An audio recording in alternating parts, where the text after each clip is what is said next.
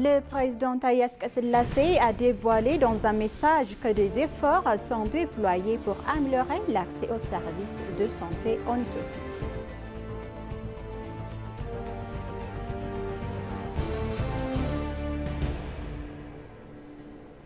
L'Éthiopie participe à la 26e Assemblée générale de l'Organisation mondiale du tourisme des Nations unies.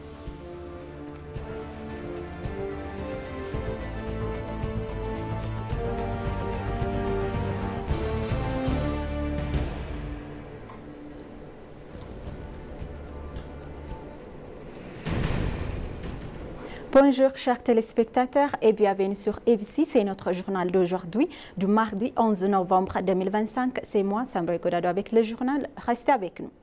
Le ministre de la Santé a lancé une application mobile appelée Tonnet afin d'améliorer l'accès aux médicaments et des services de santé en Éthiopie. Le président Taye Selassie, présent lors du lancement, a déclaré dans un message que des efforts sont déployés pour améliorer l'accès aux services de santé. Il a ajouté que le gouvernement travaille activement à améliorer l'accès aux services de santé au-delà de la simple prévention des maladies et que des résultats sont déjà constatés. La ministre de la Santé, Magda Staba, a affirmé que l'application lancée ce jour-là est de grande qualité et axée sur le patient. Elle a souligné également que la technologie est essentielle pour rendre les secteurs de la santé accessibles et efficaces et que le ministère travaille sur diverses stratégies pour améliorer les services de santé offerts aux citoyens. Le ministère s'efforce de vivre, de suivre et de maintenir l'état de santé du pays en mettant l'accent sur la prévention et amélioration des services de santé, conformément à la nouvelle politique de santé récemment mise en place.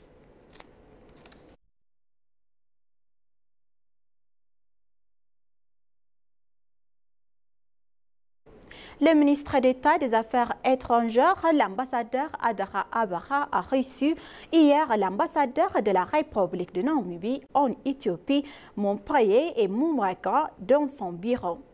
Au cours de leur entretien, l'ambassadeur Adara Abara a souligné les liens historiques de longue date entre l'Éthiopie et le Namibie et insisté sur l'importance de renforcer davantage la coopération dans le cadre bilatéraux et multilatéraux. L'ambassadeur Munyanga a pour sa part réaffirmé les relations diplomatiques profondes entre les deux pays et a affirmé l'engagement de son gouvernement à renforcer davantage ce partenariat. Les deux parties ont réaffirmé leur volonté de travailler en étroite collaboration dans le domaine d'intérêt mutuel afin de faire progresser leurs objectifs.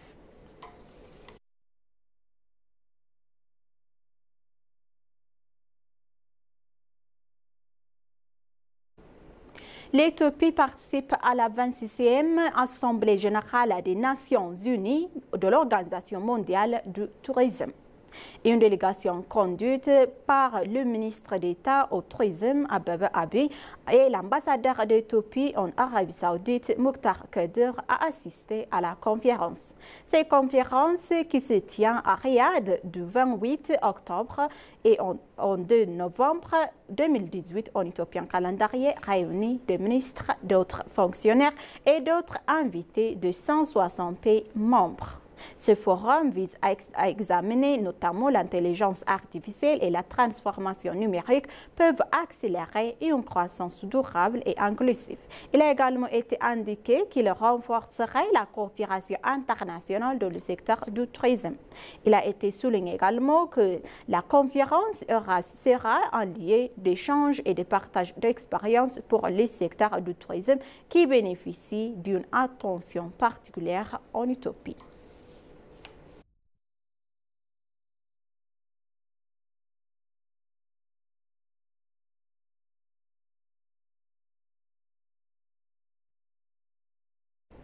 Le sommet africain sur la politique financière 2025 a été lancé par la Commission économique des Nations unies pour l'Afrique sous les thèmes gouvernance financière, justice et réparation pour les Africaines et les populations sud-africaines.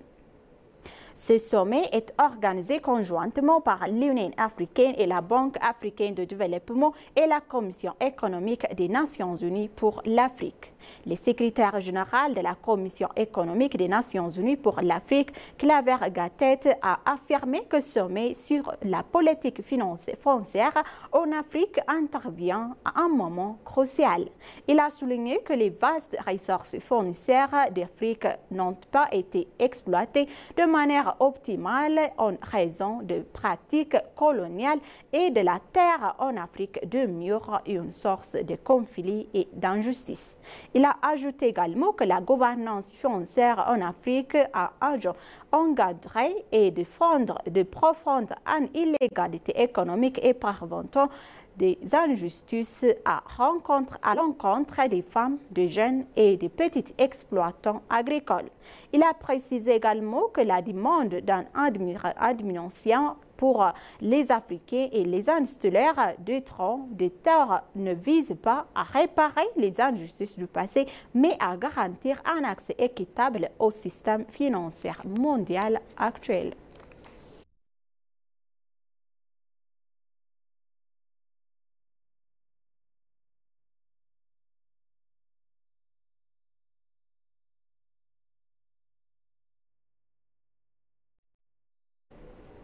Un ouvrage contenant dictionnaire des sciences et des technologies en amérique et en anglais a été lancé hier. La cérémonie de lancement s'est déroulée en présence du ministre de l'Innovation et de la Technologie, Dr Belay Kassa, du président de l'Académie éthiopienne des sciences et d'universitaires et d'invités. Dr Belay a déclaré que lors de l'événement, que cet ouvrage est une œuvre intemporelle en consentant évaluation et amélioration. Il a également souligné sa contribution significative à la diffusion des connaissances scientifiques en langue locale. Il a été précisé que des efforts considérables ont été déployés pour attribuer des équivalents à plus de 11 000 termes scientifiques et techniques de la première édition.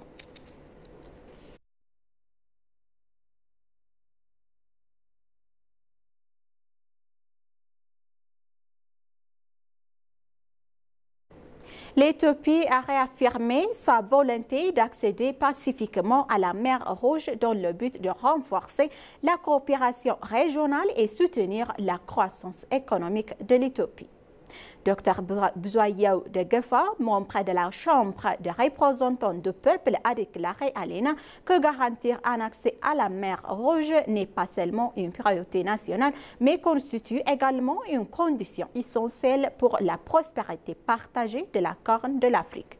Dr Buzayew a précisé que la perte à l'accès à la mer Rouge découle d'un accord éprouvé et de légitimité historique et juridique jamais validé par les instances institutionnelles et légales compétentes. Selon le Dr Buzayew, accès à la mer Rouge renforcerait non seulement le commerce et la logistique, mais améliorerait également la connectivité et la coopération dans toute la région. Il a cité le grand barrage de la Renaissance éthiopienne comme un exemple de projet de développement capable de favoriser l'intégration régionale et la croissance partagée. Il a ajouté que résoudre les questions de l'accès à la mer de l'Éthiopie à la mer Rouge permettra au pays de jouer un rôle plus actif dans la promotion de la paix, de la stabilité et de la prospérité collective à l'échelle de la Corne de l'Afrique.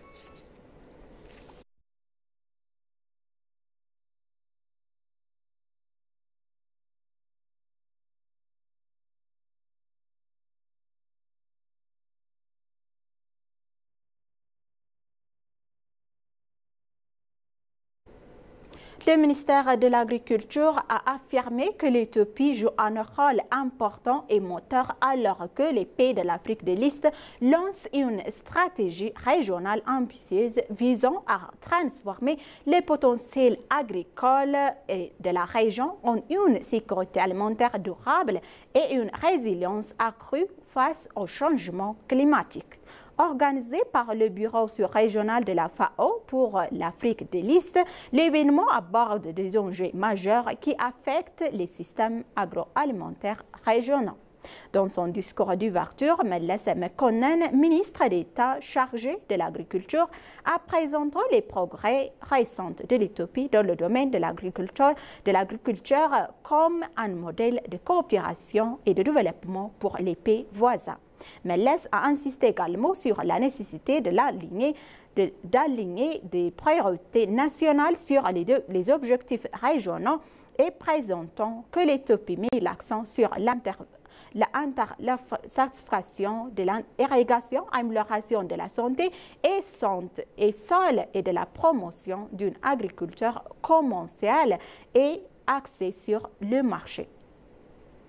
De son côté, Abeba Haile Gabriel, sous-directeur général et représentant régional de la FAO pour l'Afrique, a salué le leadership de la région et son influence grandissante sur la scène mondiale, rappelant que plusieurs conférences internationales majeures se sont récemment tenues en Afrique de l'Est. Pour sa part, Frei Zemodisi, représentante de la FAO en Éthiopie, notant que malgré le potentiel agricole immense, près de 3/4 de la population de l'Afrique de l'Est ne peut pas se permettre de repas sains, et tandis qu'un enfant sur 3, moins de 5 ans, souffre d'un retard de croissance.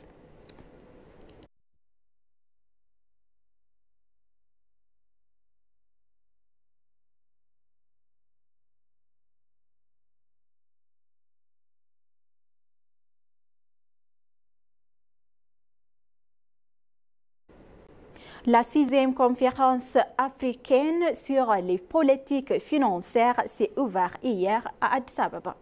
La conférence est co-organisée par l'Union africaine et la Banque de développement et de l'ICE. Elle représentera donc les meilleures pratiques en matière de politique financière adaptées au contexte socio-économique, historique et environnemental de l'Afrique et répondant aux réalités actuelles. La conférence examinera également les moyens de construire des systèmes de gouvernance financière efficaces et responsables, de renforcer les capacités institutionnelles et d'améliorer le contrôle et le suivi conformément aux informations communiquées par l'Union africaine.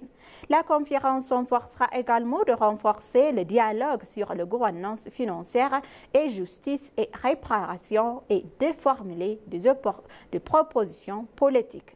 L'égalité des genres, le changement climatique et l'intégration des technologies dans la politique et la gouvernance financière seront au cœur du débat. La conférence devrait formuler des recommandations politiques, juridiques et institutionnelles sur les questions relatives aux politiques financières, à la justice foncière et réparation également au régime financier.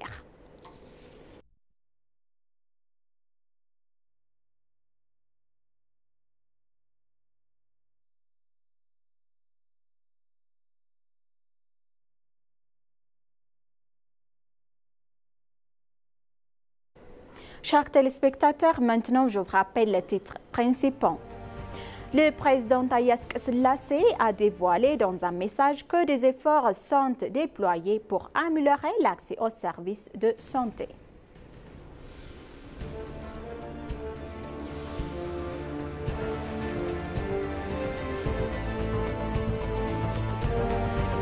L'Éthiopie participe à la 20e Assemblée générale de l'Organisation mondiale du tourisme des Nations unies. Merci, chers téléspectateurs, d'avoir resté avec nous jusqu'à la fin de notre journal d'aujourd'hui. Je vous souhaite donc une bonne journée.